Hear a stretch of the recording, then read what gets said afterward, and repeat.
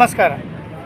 ಪ್ರೀತಿಯ ಮಿತ್ರ ವೀಕ್ಷಕರೇ, ಹನುಮ ಜಯಂತಿಯ ಅಂಗವಾಗಿ ಹುಣಸೂರಿನ ಹನುಮಂತೋತ್ಸವ ಸಮಿತಿ ಹಾಗೂ ಅಂಜನಾದ್ರಿ ಟ್ರಸ್ಟ್ನ ವತಿಯಿಂದ ಹುಣಸೂರಿನಲ್ಲಿ 26ನೇ ತಾರೀಕು ಅದ್ದೂರಿಯ ಹನುಮನ ಮೆರವಣಿಗೆಯನ್ನು ಹಮ್ಮಿಕೊಂಡು ಹುಣಸೂರಿನ ಪ್ರಮುಖ ಬೀದಿಗಳಲ್ಲಿ ಆ ಮೆರವಣಿಗೆ ಹೊರಡ್ತಾ ಇದೆ. ತಾವು ನೋಡ್ತಾ ಇದ್ದೀರಿ, ಎಲ್ಲ ದೇವರ ಮೂರ್ತಿಗಳನ್ನು ನಾನು ನಿಮಗೆ ತೋರಿಸ್ತಾ ಇದ್ದೀನಿ. ಈ ಎಲ್ಲ ದೇವರ ಹನುಮನ ಮೂರ್ತಿಗಳು ಸಹ ಆ ಒಂದು ಮೆರವಣಿಗೆಯಲ್ಲಿ ಭಾಗವಹಿಸುತ್ತೆ ಅಂತ ಹೇಳ್ತಾ, ಬನ್ನಿ ನಾವೀಗ ಹುಣಸೂರಿನ ಮುನೇಶ್ವರ ಕಾವಲ್ ಮೈದಾನಕ್ಕೆ ಹೋಗೋಣ. ಅಲ್ಲಿ ಮೆರವಣಿಗೆಯಲ್ಲಿ ಯಾವ ಮೂರ್ತಿಗಳು ಭಾಗವಹಿಸುತ್ತೆ, ಅಲ್ಲಿಯ ಅಧ್ಯಕ್ಷರು ಹಾಗೂ ಕಾರ್ಯದರ್ಶಿಗಳು ಏನೆಲ್ಲ ಮಾತಾಡ್ತಾರೆ ಅಂತ ಅವ್ರ ಬಾಯಲ್ಲಿ ಕೇಳೋಣ ವೀಕ್ಷಕರೇ.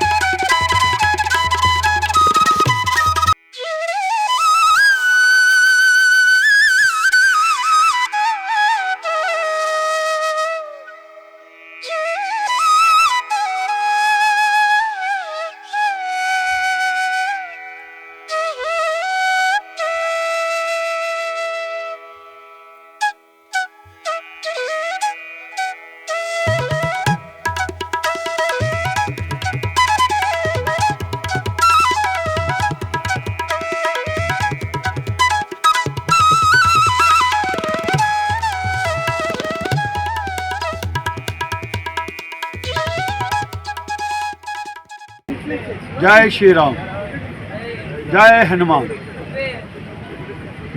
ಮಿತ್ರ ಯೂಟ್ಯೂಬ್ನ ನೋಡ್ತಾ ಇರ್ತಕ್ಕಂಥ ಎಲ್ಲ ಹನುಮ ಭಕ್ತರಿಗೆ, ಹನುಮ ಸಮಿತಿಯ ಎಲ್ಲ ಸದಸ್ಯರಿಂದ ಪೂರ್ವಕವಾದ ಧನ್ಯವಾದಗಳು. ಇವತ್ತು ಹನುಮ ಜಯಂತಿ ರಾಷ್ಟ್ರಾದ್ಯಂತ, ಪ್ರಪಂಚಾದ್ಯಂತ ಇವತ್ತು ಹನುಮ ಜಯಂತಿಯನ್ನು ಆಚರಿಸಲಾಗ್ತಾಯಿದೆ.